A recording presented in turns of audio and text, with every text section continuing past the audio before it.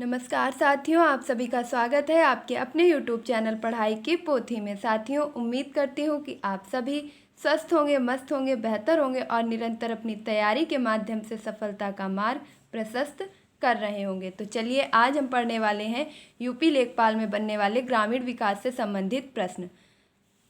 तो कम समय में बेहतर कंटेंट के लिए पढ़ाई की पोथी को सब्सक्राइब करना बिल्कुल भी ना भूलें। चलते हैं सीधे अपने टॉपिक पर। भारत में लगभग 90% सिंचाई क्षेत्र किस प्रकार की सिंचाई के अंतर्गत आता है? आपके ग्रामीण विकास में कृषि, पर्यावरण, इसके साथ साथ सिंचाई, उद्योग योजना, इन सभी से प्रश्न बनते हैं। तो इस टॉपिक में हम देखेंगे कि जो सिंचाई से संबंधित प्रश्न है, भारत में लगभग 90% सिंचाई क्षेत्र है, वह किस प्रकार की सिंचाई के अंतर्गत आता है? तो इसका आंसर हो जाएगा सतही सिंचाई, यानी कि ट्यूबवेल, नहर या तालाब इत्यादि के द्वारा 90% सिंचाई की जाती है।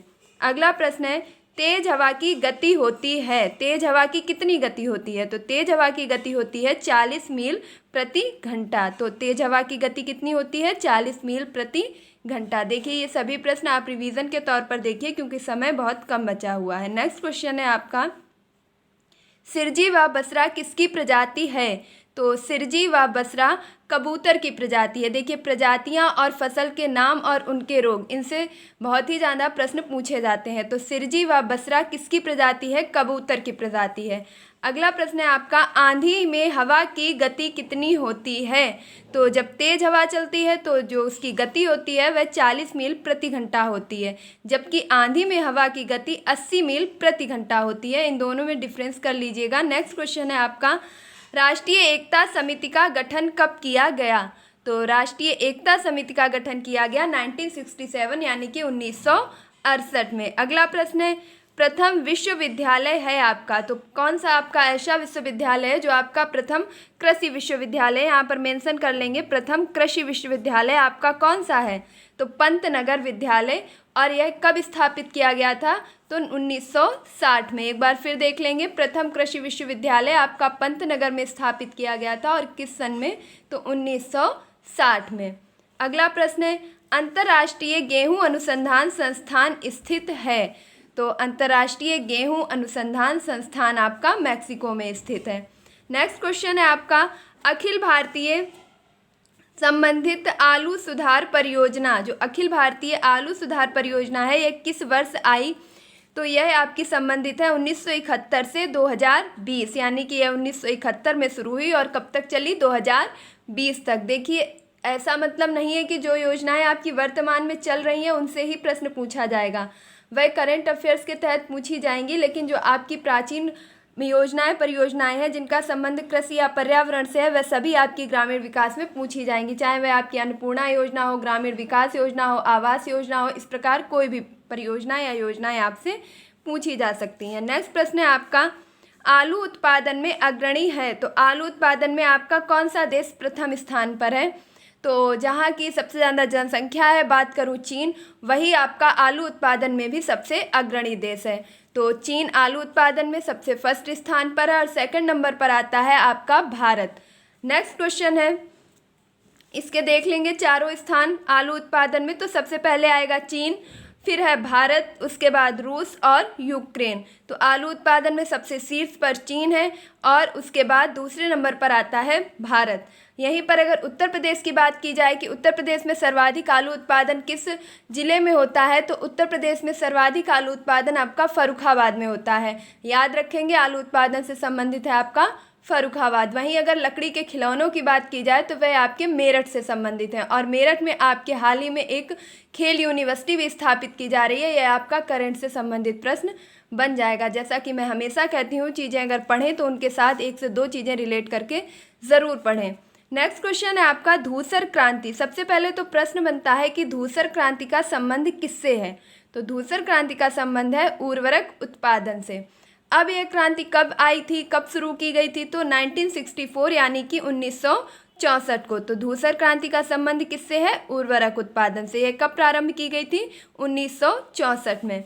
नेक्स्ट क्वेश्चन है आपका, सर्वाधिक उर्वरक खपत प्रति हेक्टेयर में कहाँ पर होती है? तो सर्वाधिक उर्वरक की जो खपत है वह प्रति हेक्टेयर के हिसाब से सर्वाधिक होती है पुदुचेरी में।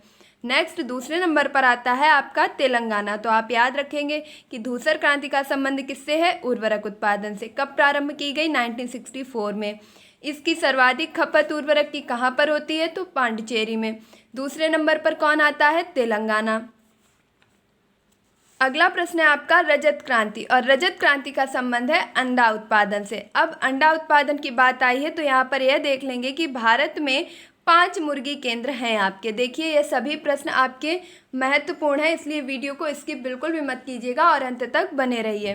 तो भारत में 5 मुर्गी केंद्र हैं आपके। सबसे पहला है आपका मुंबई में, फिर आपका भुवनेश्वर में, दिल्ली में, शिमला में और बंगलौर में।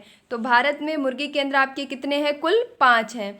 और रजत क्रांति का संबंध किससे है? अंडा उत्पादन से है। वहीं बात की जाए कि भारत में प्रतिवर्ष एक मुर्गी औसतन कितने अंडे देती है, यह प्रश्न भी आपसे पूछा जा सकता है। तो भारत में प्रतिवर्ष एक मुर्गी औसतन 65 यानी कि 65 अंडे दे सकती है। अगला प्रश्न है आपका, यहाँ पर कुछ आंकड़े दिए गए हैं कि 2017 के अनुसार अंडा उत्पादन में जो है स्थान किस देश का पहला है और भारत आपका किस स्थान पर आता है। तो 2017 के आंकड़ों के अनुसार आपका जो चीन है वह अंडा उत्पादन में पहले स्थान पर आता है और दूसरे स्थान पर अमेरिका, वहीं भारत का स्थान तृतीय है। अगला प्रश्न है आपका, सर्वाधिक अंडा उत्पादित राज्य है। तो अगर देश की बात की जाएगी तो सर्वाधिक अंडा आपका चीन में उत्पादित होता है, वहीं भारत आपका तृतीय स्थान पर आता है। और अगर भारत के परिप्रेक्ष्य में किसी राज्य की बात की जाए तो सर्वाधिक अंडा उत्पादन आपका आंध्र प्रदेश में होता है और दूसरे नंबर पर तमिलनाडु में और तीसरे नंबर पर तेलंगाना में। तो रजत क्रांति का संबंध किससे है? अंडा उत्पादन से। भारत में औसतन एक मुर्गी कितने अंडे दे सकती है? तो 65 अंडे दे सकती है। 2017 के अनुसार आपके कौन सा देश शीर्ष पर है अंडा उत्पादन में? तो चीन। कौन सा राज्य भारत में शीर्ष पर है? तो आंध्र प्रदेश। अगला प्रश्न है आपका सुनहरी क्रांति। देखिए इन क्रांति से प्रश्न पूछे जाते हैं, लेकिन पैटर्न इतना बदल चुका है कि अब आपसे सिर्फ ये नहीं पूछा जाएगा कि इस क्रांति का संबंध किससे है। जैसे अगर आपसे पूछ लिया जाए कि लाल क्रांति का संबंध किससे है, तो टमाटर या मांस से। सिर्फ इतने ही प्रश्न नहीं पूछे जाते हैं, वरन अब उनकी व्याख्या से संबंधित प्रश्न पूछे जाते हैं। पैटर्न बदलता जा रहा है और चीज़ें डीपली पूछी जाती हैं। तो सुनहरी क्रांति का संबंध है बागवानी उत्पादन से। अब इस बागवानी उत्पादन में भी जो मुख्यतः किस से चीज़ पर जोर दिया जाता है, तो वहाँ पर सेब उत्पादन मुख्यतः। आप याद रखेंगे कि सुनहरी क्रांति का संबंध बागवानी उत्पादन से है, जिसमें मुख्यतः सेब उत्पादन पर जोर दिया जाता है। अगला प्रश्न है आपका इंद्रधनुषीय क्रांति, और इंद्रधनुषीय क्रांति का संबंध है संपूर्ण क्रांति विकास से। यानी कि जितनी भी आपकी क्रांतियाँ चल रही हैं उन सभी क्रांतियों को विकासोन्मुख करने के लिए आपकी जो क्रांति चलाई गई है वह है आपकी इंद्रधनुषीय क्रांति। अगला प्रश्न है ड्रिप व छिड़काव कृषि किस क्षेत्र में उपयोगी है। तो जो आपकी ड्रिप है या छिड़काव पद्धति है किस प्रकार की कृषि के लिए उपयोगी होती है। सबसे पहले तो जान लेंगे कि ड्रिप या छिड़काव का मतलब ही होता है कि फसल के ऊपर टपक सिंचाई के नाम से भी इसे जाना जाता है, कि बूंदों के माध्यम से टपक टपक कर फसल की सिंचाई करना। और यह सिंचाई आपकी मुख्यतः की जाती है रेगिस्तानी क्षेत्र में। टपक सिंचाई, ड्रिप सिंचाई, छिड़काव सिंचाई, इस प्रकार की जो भी आपकी सिंचाई पद्धतियां हैं कहाँ पर अपनाई जाती हैं? तो रेगिस्तानी क्षेत्र में। अगला प्रश्न है आपका Indian institute of petroleum situated in, यानी कि जो आपका भारतीय पेट्रोल अनुसंधान संस्थान है आपका कहाँ पर स्थित है। तो इंडियन इंस्टीट्यूट ऑफ पेट्रोलियम आपका स्थित है देहरादून में। आप याद रखेंगे कि देहरादून में ही आपका दृष्टिबाधित केंद्र भी स्थित है। इसके साथ साथ देहरादून में ही आपके पर्यावरण संस्थान भी स्थित हैं। अगला प्रश्न है आपका तिलहन प्रौद्योगिकी मिशन, यानी कि पीली क्रांति का संबंध किससे है?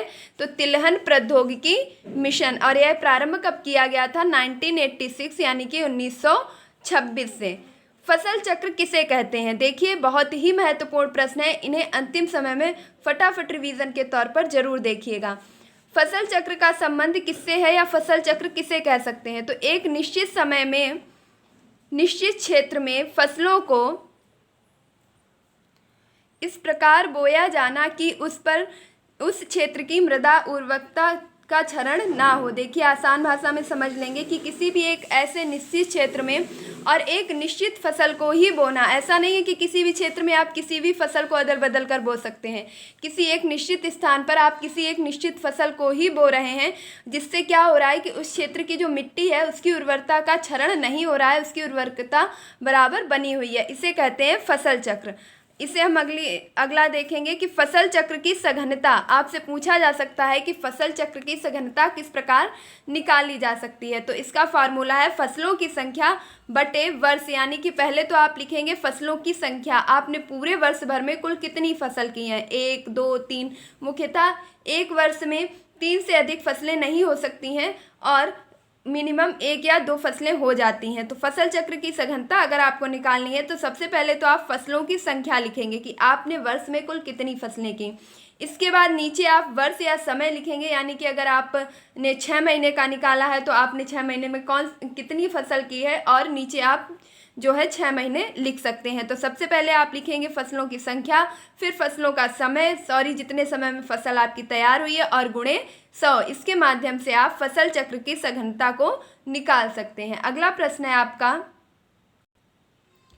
एकल कृषि। अब एकल कृषि किसे कहते हैं? तो किसी खेत में बार बार एक ही फसल का उगना। जैसे किसी भी खेत में अगर आप बार बार लगातार एक ही फसल को उगा रहे हैं तो उसे हम कह सकते हैं कि यह एकल कृषि है। और इस प्रकार की कृषि आपकी संभवतः कहाँ पर की जाती है?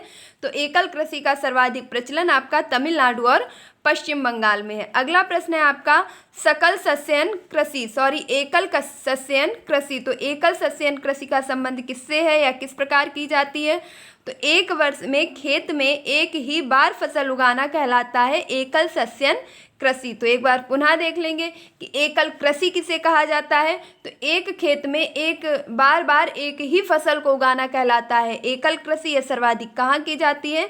तो तमिलनाडु और पश्चिम बंगाल में। वहीं अगर आपसे पूछा जाए कि एकल सस्यन किसे कहते हैं, तो एकल सस्यन का संबंध होता है जैसे कि आप एक वर्ष में खेत में सिर्फ एक ही बार फसल उगाएंगे, उसमें अन्यथा बार बार आप फसल नहीं उगाएंगे। अगला प्रश्न है भारत में फसल वर्ष शुरू होती है। तो जो भारत है वहाँ पर बात की जाए आपके फसल जो वर्ष है वह कब से प्रारंभ होता है? तो 1 जुलाई से लेकर के 30 जून के मध्य। तो भारत में फसल वर्ष शुरू होता है 1 जुलाई से 30 जून के मध्य। तो साथियों ये थे आपके ग्रामीण विकास से बनने वाले कुछ महत्वपूर्ण प्रश्न। उम्मीद करती हूँ कि यह वीडियो आपकी परीक्षा की दृष्टि से हेल्पफुल रहा होगा, आपको पसंद आया होगा। तो अगर आपको यह वीडियो अच्छा लगा है, पसंद आया है, तो प्लीज़ इसे लाइक कीजिए और शेयर कीजिए। अगर आपने अभी तक पढ़ाई की पोथी को सब्सक्राइब नहीं किया है तो फटाफट से इसे सब्सक्राइब कर लीजिए ताकि आने वाले सभी वीडियो आप तक आसानी से पहुंच सके। मिलती हूँ अपने नेक्स्ट वीडियो में, तब तक के लिए खुश रहिए, मस्त रहिए, पढ़ाई में निरंतरता बनाए रखिए। धन्यवाद।